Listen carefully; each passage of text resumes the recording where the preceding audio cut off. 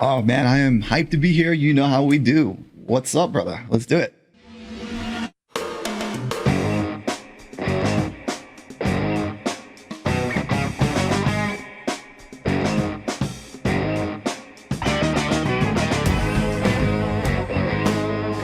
Because the new year is coming, I think that we should talk about things that we would like to see from Hearthstone in the new year. What do you think? Absolutely. I mean, there's a couple of videos that have been out, and a few people have done it. One being Zeddy and another one being Solemn, who talked about it. So, kind of I guess we got the idea a little bit from them, but it's a good idea, and all ideas are not mutually exclusive to just one person. There's nothing new under the sun, Yeah, on our list, I definitely can see a couple of things that they've already talked about, but I feel like that's just because they're super important, and I feel like people should ask for these things a little bit more from Blizzard. So, yep, let's go. Let's get into the first thing. The first thing that I thought would be a good idea would be a free deck rotation. So, for those of you who don't know what I'm talking about, basically, I mean, let's say every month, there'll be a couple of free constructed decks that Blizzard would give us. We wouldn't own the cards, or I guess Hearthstone would give us. We wouldn't own the cards, but we'd be able to use them. And then at the end of the month, we're not able to use those cards or decks anymore unless we own them beforehand. And then a new set of decks would cycle in. So let's just say January, just spitballing here, it'll be like, okay, you get Aggro Demon Hunter, you'll get Quest Shaman, and you'll get, like, I don't know, a Miracle Rogue for free. And you just are able to use those cards, and it'll allow people who don't have a lot of cards or don't have a lot of money to spend on the game the opportunity to play a lot of different potentially meta decks, which I think is extremely important because that's one of the things that people complain to me the most about. Like, I'm not able to play this deck or that deck because it's just too expensive, and the game gets boring just playing the same one or two decks every time. Yeah. And it'll give them the opportunity to play more stuff. Let me ask you, see, the thing is, though, is a lot of time, like on the videos that we've seen, right, and also in this one, I want to do this though, and the Blizzard is in the business of making money. Now, I'm not defending that that it's that it's not expensive, or that they shouldn't make money, or they should make money. That's not what we're talking about, though. But when you do these things, and you ask for these changes, how does that benefit them in earning money? How do they earn money from that? How do they not lose revenue by doing that particular thing? What would be your thoughts on that? Because if you want Blizzard to do something, they're a company. They need to it has to be an incentive for the customer, but then there has to be value in it for Blizzard as well. So how do you see that not conflicting with people just playing only to rent those decks and then just move on and not buy? Well, a thing that they could do is say that you only have a certain limit of playing the deck. Like, you can only play the deck 10, maybe 15 times in total. And the reason why I think it'll be beneficial for them is I've played League of Legends for like 8 years. And before, I usually bought a champion, especially when I didn't really have that many characters, is I'd wait for them to be free. I'd try them out for the 2 weeks that they were free. And whether or not I liked them would determine if I bought the character or not. Yeah.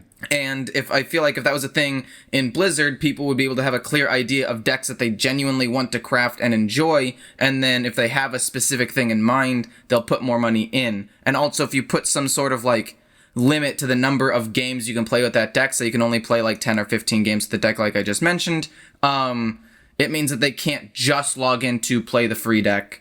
They'll have to eventually craft it if they find it enjoyable enough. Okay, yeah, that makes sense. I mean, it's like a rental, or just like a free trial, like a free trial, and free trials are things that like every company does, and then they get you hooked on it, and you're like, okay, you got me. I really like Miracle Rogue. I'll put in whatever gold or dust or money I need in order to craft this deck because I found it really fun. Yeah. And I feel like it'll just bring more new players into the game if they know that they can play some decks for free. If like I have a couple of friends that are asking like, should they get back into Hearthstone? And if there was this free deck rotation, I'd say absolutely. And then you can try out these decks, because they asked me for deck recommendations, and I'll give them the best decks that I have especially ones on like a budget. But it's a little bit hard to like give them advice, because then if that deck gets nerfed, I feel weird. But like if there was a free deck rotation, I'd be like, yeah, absolutely, try out these decks if they're free, and then if you like them, then you can craft a deck, because I don't know if they're going to enjoy the deck I say or whatever. So yeah. I think that a free deck rotation would be beneficial for a lot of people. I think you hit the nail on the head. I mean, I just wanted to just preface it by saying, how do they earn money? And that's exactly what it would be. Absolutely. It's important that when you give this advice, like, a lot of community, like a lot of times, like, it's great giving advice, but you have to remember that it is revenue driven for the company that you're giving advice to. So sometimes offering not only just the idea of how does it make money, but I mean, why they should change it. You have to factor in fact of, money to be made and how can they benefit. So you nailed it. So the next one up is what do you got for the next topic? The next one has to do with just events, right? Whether it be promoting the events or just having more events in general. So when I say promoting events, this is something that Zeddy talked about. There apparently was a tournament not too long ago. As of when we were posting this video, there will have been a tournament like a few days ago that I didn't even know existed and wasn't promoted on their Twitter or their homepage or anywhere at all.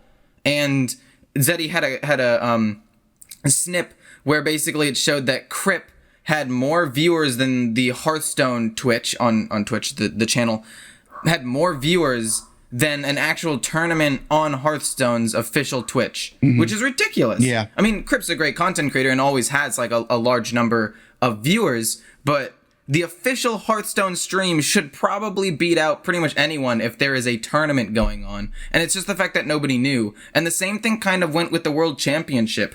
I knew that it was going on, but mostly because I had a lot of people in chat asking me if I was going to follow it. I didn't know exactly when it was going to go on or what time it was going to be. And then next thing I knew, I logged in after taking like a day or two break for like family things. And I was like, oh, there's a world champion.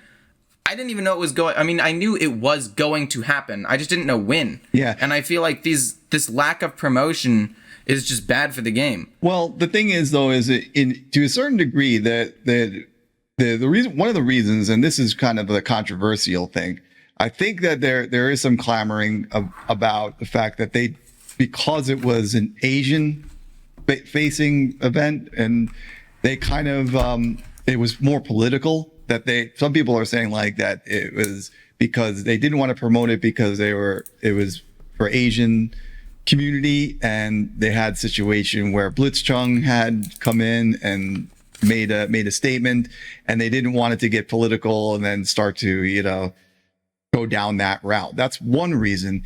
From a marketing aspect, the second reason is that it quite possibly could have been promoted, it geo-targeted to the people. Like if you opened up the client in Asia, that you would have something in your client. So when you're looking at this from like through their promoting the event, it might have been geo-targeted just to the Asian community and they're allocating promotion dollars to that. But however, I do believe that Hearthstone is a worldwide game, of course, and it should be promoted more.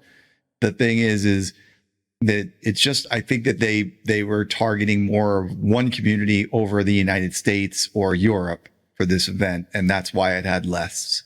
That's my opinion. I mean, I understand what you're saying, because it's definitely like if you can target the specific audience you want to target, you can be more cost effective with your marketing strategy. Yep. But at the same time, how expensive is it to just make a tweet? Like just say, you, Jerry, just part of the Blizzard team, just make a tweet saying that this tournament's going on. I'll give you $5, I guess, to do this thing. Like, how hard would it have been to do a quick little tweet about the tournament, or make it a one of the little rotating pages on their homepage? Yeah.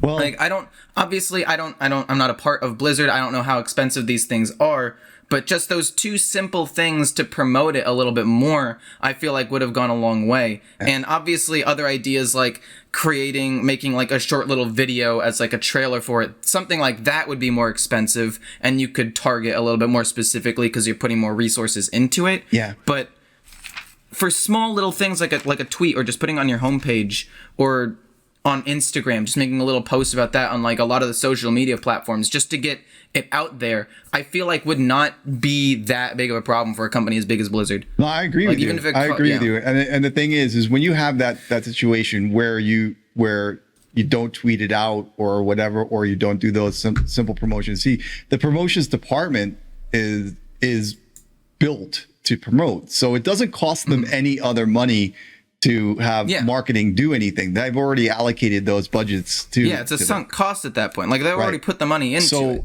That would have to be that. It's not like they just wake up and said, "Hey, promotion department, what? Wait a minute, you didn't post anything. Oh my goodness, what happened? You forgot?" No, they didn't forget. So that leads into the controversial thing of where it might have been actually pre-planned. There's a reason behind it for that they didn't promote it, and it could be the fact that, like I said, it was somewhat political. They didn't want to talk about it during a political environment because of what's transpired in the community, in the Asia community, and the outlash that people have, or they what is it? Not outlash.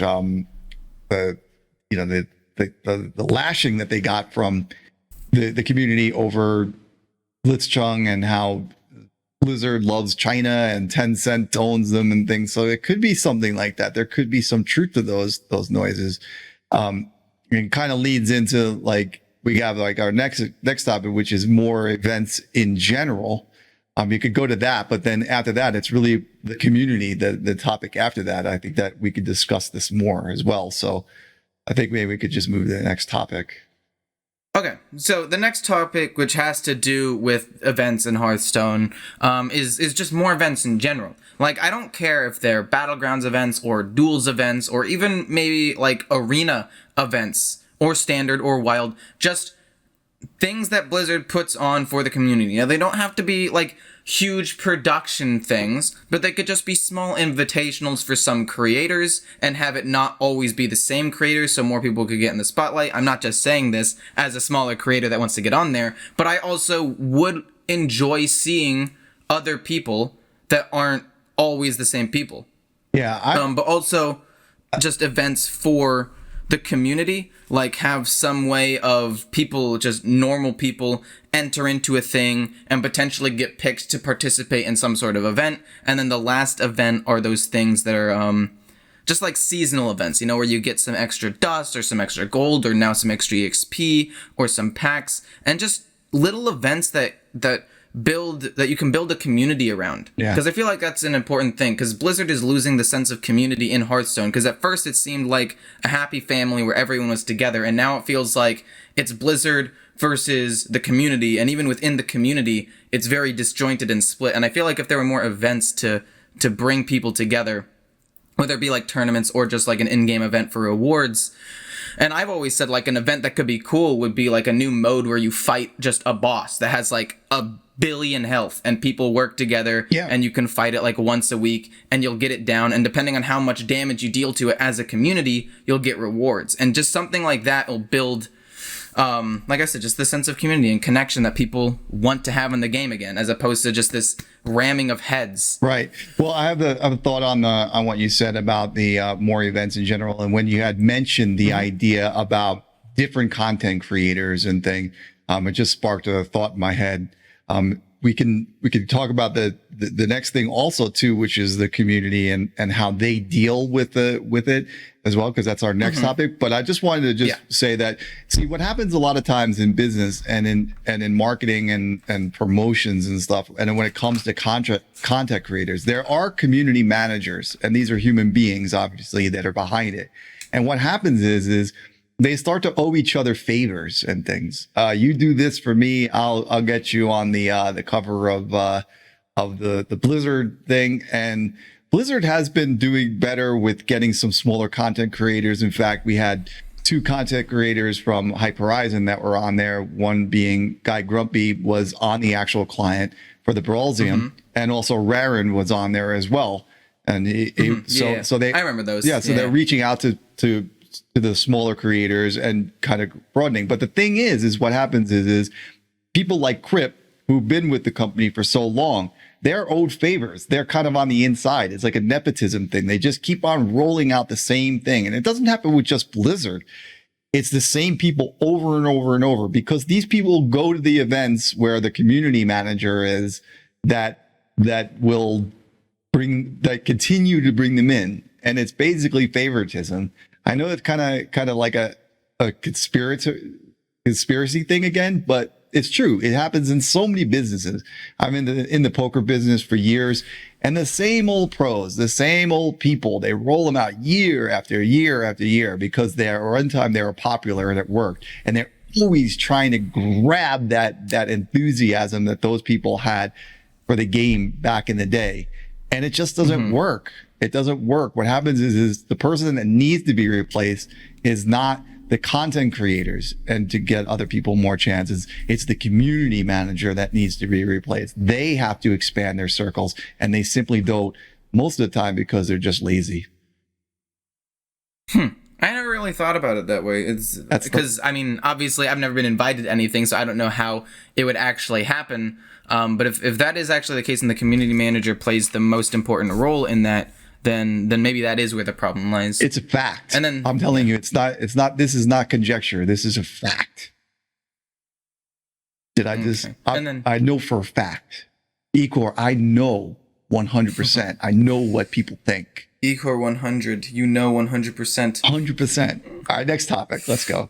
And then the last thing really is just about the community in general. And I feel like as much as we bash on Blizzard, it needs to go both ways. I feel like Blizzard does need to listen to the community more and do what we want, whether it be a better dust system or whether it be like a just a better economy system with the battle pass, or maybe just make the game more affordable in general and making the expansions cost less. But at the same time, I feel like the entire like Hearthstone community just bashing on Blizzard when they don't do it and becoming extremely toxic, going on to the tournaments on Twitch and saying like Blizzard greed, and not just being able to enjoy a cool event while they're doing it, and just having the entire Reddit page be nothing but just toxicity towards Blizzard. I mean, don't get me wrong. I think that Blizzard does a lot of things wrong and needs to be called out for it, but when it becomes like the only thing the community will talk about, I feel like that's when it becomes a problem on the customer's end as well. Like it goes both ways. Yeah. And I don't know if Hearthstone as a company at a certain point would want to help the community if the community is being that toxic towards them. I feel like there needs to be some sort of like compromise and better attitude of both sides towards each other. And I feel like it would just be easier for everyone if that happened. Well, maybe I'm wrong though. No, I think you're right. And let's see, the thing is just so the audience knows, I have a background in marketing and public relations, and I've been in the business for a long time. And it comes from experience. I know exactly what you're talking about, and I agree with you. However, it's not as easy as it may seem. Like be nicer to people. You know, don't be the person. Yeah, it's a lot easier to say than to do, obviously. It's like, but I feel like it's like baby steps. You know, we're like, hey. I mean, I'm not saying obviously everyone be immediately nice to each other, but like baby steps. Hey, you know, let's like be just nice think to about each other. That's like we're like wishing for things that just kind of go against like what the community is in general. So unfortunately, the Blizzard cannot choose who their customers are. And yeah, so it does have to come from the community itself. But the way to do that is actually to go back to what you said, more events in general that are community driven, bringing in smaller creators and bringing in people that you don't always see over and over and over again. Now, I'm just saying though, here's the thing is there are content creators like us, right? We're talking and we're saying like we would want to be, we're ambassadors and we're like, hey, we want to see the community act better. What it is the current guard that's in there right now, they're not really crying the same thing. They're out there more on the most popular creators are like Crip. I love Crip, don't get me wrong, but he could be salty as hell, right? And sometimes like everyone can be salty as hell sometimes though. Yeah, I know. I'm just saying, but the thing is that you need more of the driving forces to not be salty and get traffic and not sell to that salty community. And it's hard to do because sometimes that kind of attitude and like saying what's wrong and being toxic sells, and it gets more traffic. So it's hard for them. No, yeah, that's true. And I mean, I'm not gonna try to pretend that I'm better than everybody else. No. I've also used the drama to make some videos every now and then. We all just do. because that is what gets the clicks. But at the end of the day, my whole thing is I do want Hearthstone to be better, and I don't actually feel that toxic towards the game. Every now and then, like, I'll be a little bit upset with Blizzard, but I'm not like actually toxic towards it, you know? Yeah, no, I get it. And what you're saying is that you're not like, you know, it's the unrelated topic. So let's say the toxic is hand, like this is like the ultimate toxicity is, say for example, we're talking about like nerfing Shaman, right? And then the conversation is about nerfing Shaman, and then someone comes in the chat and says, yeah, they ain't gonna nerf Shaman. What, they haven't nerfed this or that, and they haven't touched Wild in years. What it is people lack focus. In other words, the community lacks focus on the matters in hand, and they always bring in old things, and they never get them give the company a chance to repair on what's new. So when you start referencing things that are like from the past that they didn't do, that you have to allow, the community has to allow them to kind of be forgiven on the errors that they made in the past, and then give them a chance to prove themselves going from today forward. And that's just what doesn't happen. And that's the community's fault. That's not Blizzard's fault. What happened when people were at the company 5 years ago, 3 years ago, a year ago isn't exactly important to what happens in the company today going forward. So that's why I think that the community manager and the people that are in there, they need to kind of, you know, maybe shift them around and retrain them and give them an idea. It has to come from Blizzard. It has to come from the community as well. So it's a team thing. To make the game good in 2021 and make it better like it was when it first came out, when it seemed to be a lot more like community driven. It's going to have to be from both sides. Like, we can't just expect Blizzard to do everything. It needs to be a team effort from everyone's point of view, or everyone's perspective. Yeah, absolutely. So we'll talk a little bit more about this in segment 2, which you can go and check out over on my channel. And before you do that, make sure that you hit that subscribe button on Ecore's video. Make sure that you hit that like. Make sure you do whatever you got to do. Download it. Follow us wherever you're hearing this video, because we are everywhere. We are everywhere, everywhere, everywhere. And you know what? We'll see you in the next segment.